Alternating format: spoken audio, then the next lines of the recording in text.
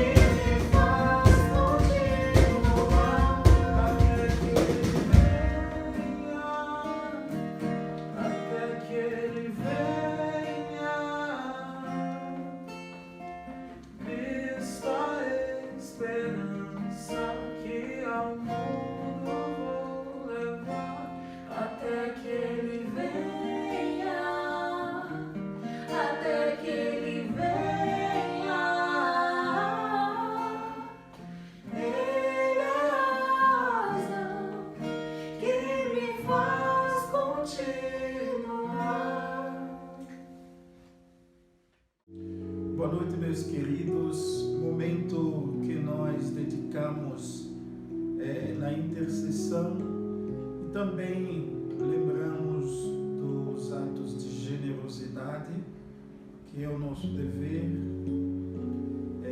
de participar, de ajudar, de contribuir na obra do Senhor. Mas eu fiquei pensando um pouco sobre essa questão, porque os momentos como estes muitas das vezes revelam o que por dentro nós somos.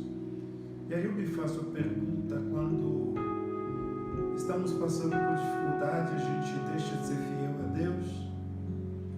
Quando há crise, eu deixo de ser fiel a Deus?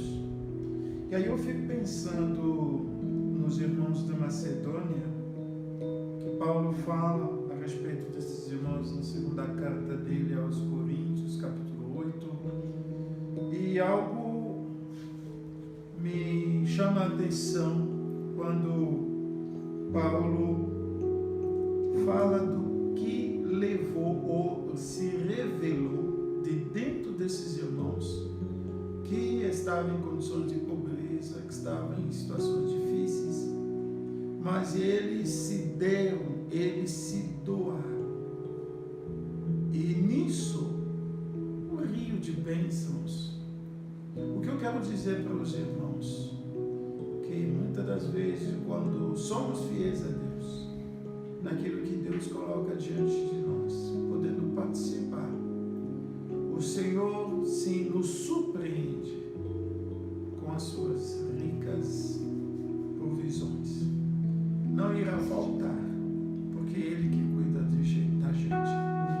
Não irá sobrar, porque realmente nós saberemos distribuir, participando na obra de Deus e também abençoando a vida das pessoas.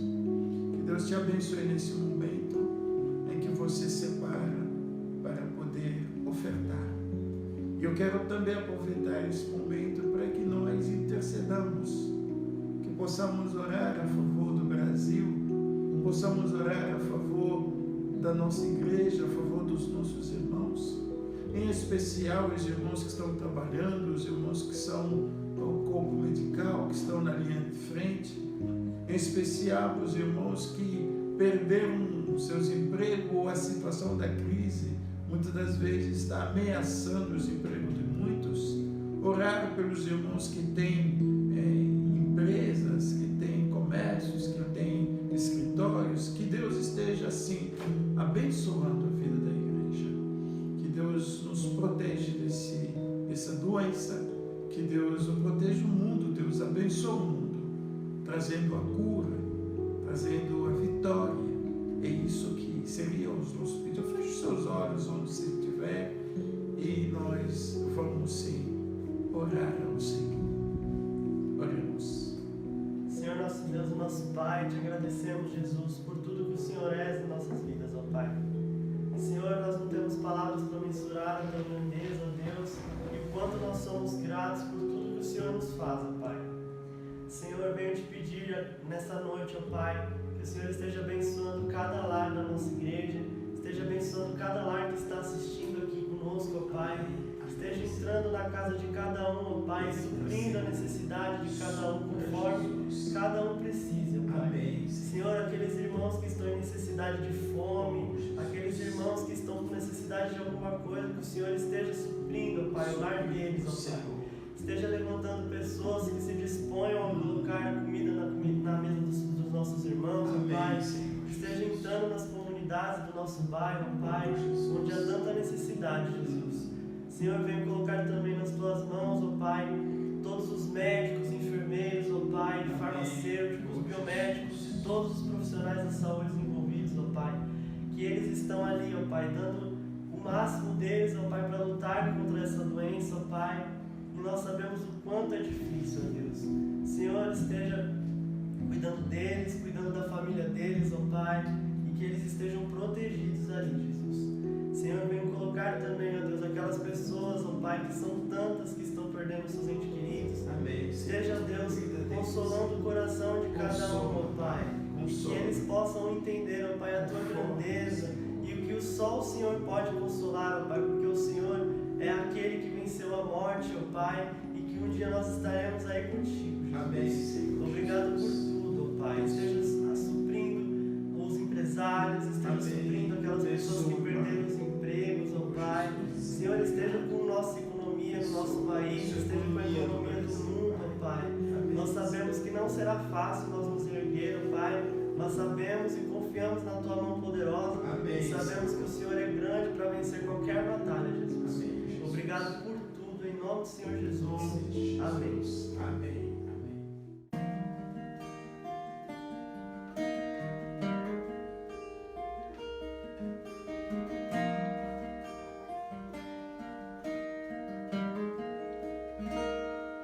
Nosso Deus é soberano,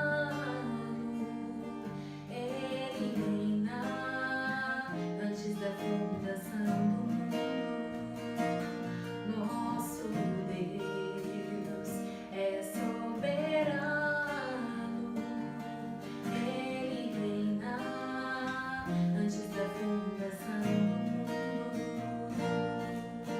A terra sem forma e vazia, e o Espírito do nosso Deus se movia sobre a face das águas. Foi Ele quem criou o céu dos céus, fez separação das águas e da terra seca. Foi Ele quem criou os luminares e criou a natureza e formou o homem.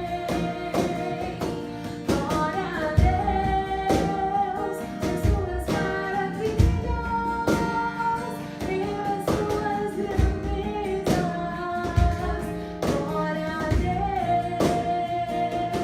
glória a Deus por suas maravilhas,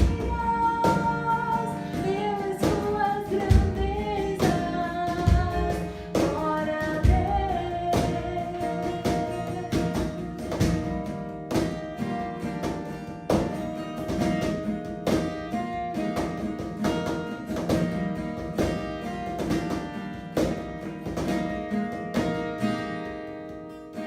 A terra sem forma e vazia, e o Espírito do nosso Deus se movia sobre a face das águas. Foi Ele quem criou os céus dos céus, fez separação das águas e da terra seca. Foi Ele quem criou os luminares e criou a natureza e formou o homem. Glória a Deus por suas maravilhas, pelas suas grandezas. Glória a Deus, glória a Deus por suas maravilhas, pelas suas grandezas. Glória a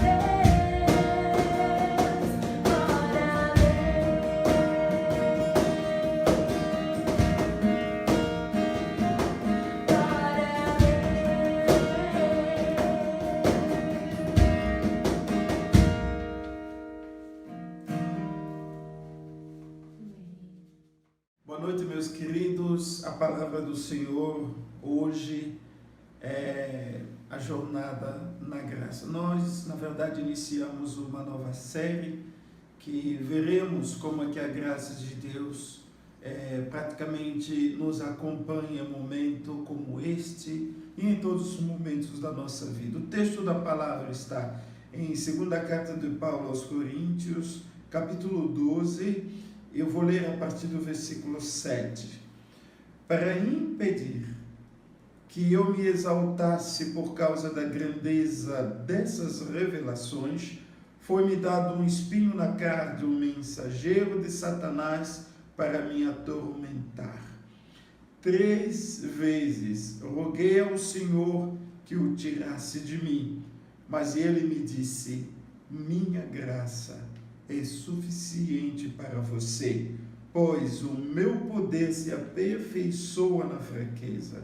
Portanto, eu me gloriarei ainda mais alegremente em minhas fraquezas, para que o poder de Cristo repouse em mim. Por isso, por amor de Cristo, regozijo-me nas fraquezas, nos insultos, nas necessidades, nas perseguições, nas angústias, pois quando sou fraco é que sou forte. Vamos orar. Pai amado, em nome de Jesus, queremos agradecer pela Tua palavra. Pedimos que o Senhor nos oriente, que o Senhor fale conosco, que o Senhor vá conosco nessa jornada, que nos acompanhe e abençoe através da Tua palavra, que ela possa transformar as nossas vidas, que ela possa nos alcançar, que a Tua palavra, ó Deus, possa trazer paz, vida, força, ânimo para as famílias, para o Teu povo que está nesse momento nos ouvindo. Pai, nós Te louvamos por tudo em nome poderoso de Jesus. Amém. Amados, a vida cristã é uma experiência da manifestação da graça de Deus. Não se pode falar da vida cristã sem que haja o envolvimento direto da graça de Deus, pois definimos a graça de uma maneira tão simples como o favor imerecido de Deus. Realmente não há nada que não vem de Deus que mereçamos. Não há nada. Não há nada que nós podemos dizer que eu tenho porque eu mereço. A própria salvação veio pela graça. E Paulo disse que eu sou o que eu sou por causa da graça. Isso não é algo que nós ganhamos pelo nosso esforço. Mas hoje eu queria olhar a graça quando alguma calamidade nos atinge, quando algum sofrimento me afeta, quando algo atinge, mas me atinge na minha pele, atinge os meus amigos, as pessoas que eu mais amo, a minha família, quando algo atinge a minha nação. Quais são as minhas reações? Às vezes a gente fica desanimado, a gente fica resmungando, murmurando, mas como deveria ser a minha atitude em relação às calamidades e como eu posso sim experimentar a graça de Deus? O contexto da nossa vida é do apóstolo Paulo. Paulo experimenta algo real no seu físico, no seu corpo. E a Bíblia diz que Paulo havia tido assim, muitas revelações, visões que Deus mostrou a Paulo. E naquilo, para que ele não se orgulhasse, a Bíblia diz que uma calamidade veio até ele, o espinho na carne, algo atinge o homem de Deus, algo atinge o Filho de Deus, mas esse espinho na carne realmente trazia um desconforto no viver de Paulo. O espinho na carne atingiu a dimensão espiritual de Paulo. Portanto, a Bíblia fala que é o mensageiro de Satanás. É algo espiritual que também Paulo estava naquele momento sofrendo espiritualmente, mas também atingiu o corpo, porque era no seu corpo ele sentia essas dores. O espinho na carne atingiu também o lado mental do apóstolo Paulo, atingiu as suas emoções, atingiu os seus sentimentos. Com certeza ele se deparou com uma questão na vida que ele praticamente dizia: mas por que isso está acontecendo comigo? O que Paulo faz? Ele vai a Deus em oração. Assim como Filipenses capítulo 4, versículo 6 disse que nós devemos lançar sobre ele, não andarmos preocupados preocupados, ansiosos, mas que façamos conhecer a Deus e súplica em oração aquilo que nós estamos passando. Realmente Paulo fez isso. E a Bíblia diz em 3 vezes. 3 vezes não significa o número 3. 3 vezes significa que várias vezes, continuamente, Paulo estava buscando, estava orando. Pela primeira vez, talvez ele diz, tá bom, eu acho que vai passar. Mas ele foi continuando e a coisa não melhorava, não mudava. A calamidade atingiu a saúde de Paulo, atingiu a vida de Paulo, atingiu o emocional de Paulo, atingiu o sentimental de Paulo. Certamente uma ansiedade se desenvolvia, talvez um medo diante daquilo que ele estava passando. O espinho na carne não era segredo para ninguém, ele não poderia se esconder, portanto todos poderiam ver, todos poderiam se perceber aquilo que ele estava vivendo. Isso incomodava, isso sim trazia uma frustração, isso perturbava a vida dele. E na sua oração a resposta não vem do jeito que ele queria, mas Deus tinha uma resposta para Paulo, não do jeito que ele estava esperando, mas Deus tinha uma resposta, não conforme as suas expectativas, mas Deus tinha a sua resposta. E a resposta do Senhor até Paulo é simplesmente essa frase: a minha graça te basta.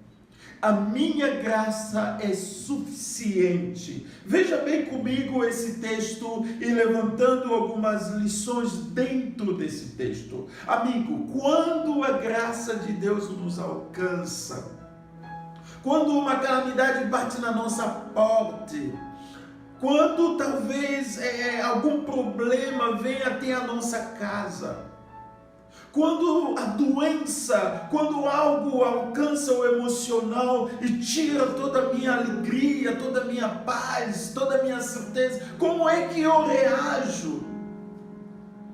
Talvez eu esteja orando, talvez alguém tinha dito ou vem dizendo, não, você não tem fé, ou você cometeu algum pecado. Muitas das vezes as pessoas rotulam quando não há resposta à oração, há uma explicação desse gênero. Mas veja bem o que o texto nos apresenta. Quando uma calamidade atinge, alcança a sua casa, a sua vida, primeiramente conte com a graça de Deus. Conte com a graça, porque a graça de Deus é o próprio poder de Deus na sua vida. A graça de Deus é o poder de Deus que nos ajuda a superar, a vencer toda e qualquer situação que podemos estar enfrentando. O Senhor está dizendo que a minha graça é ótima. O Senhor está nos dizendo que ela é tudo que você precisa. A graça é tudo que eu preciso para enfrentar a situação que eu estou vivendo. A graça é tudo que você precisa para você ir além da sua capacidade. Paulo se sentia fraco, mas a graça de Deus vem para nos ajudar pelo seu poder a chegar além dos nossos limites. A graça é o poder que me capacita. A graça é o poder que me ajuda a ganhar.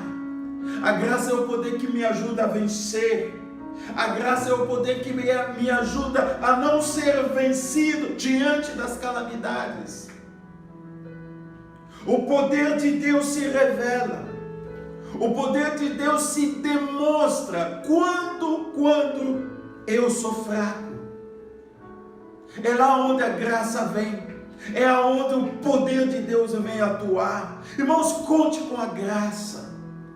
Conte com a graça. Nesse momento que você está talvez sem emprego, nesse momento que você vive ameaçado pelo que pode vir a acontecer, eu quero dizer, conte com a graça. A graça de Deus, o poder de Deus. A segunda lição importante dentro desse texto é que quando as calamidades vem até nós, atingindo talvez o meu coração, a minha família, a minha vida. Aprende a contar com a graça que vai te dar o conforto, mas o conforto interior que vai influenciar o seu viver e o seu ambiente.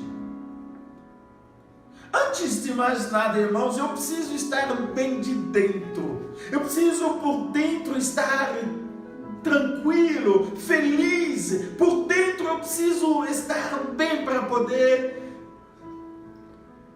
mostrar isso para quem que está do meu lado, para os filhos, para a família. A graça é a influência de Deus no nosso coração, trazendo reflexo na nossa vida.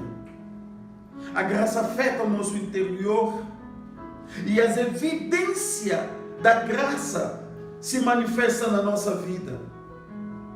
Aonde nós andamos, aonde nós passamos, as pessoas não vão ver simplesmente um ser humano que passou, mas as pessoas vão enxergar a graça. De dentro do coração, Paulo recebeu o conforto de Deus e ele pôde suportar aquilo que ele estava passando. Por lado de fora, quem olhava para Paulo simplesmente via um Paulo forte, que vencia, que superava cada dia que passa o seu problema. O povo precisa ver a graça.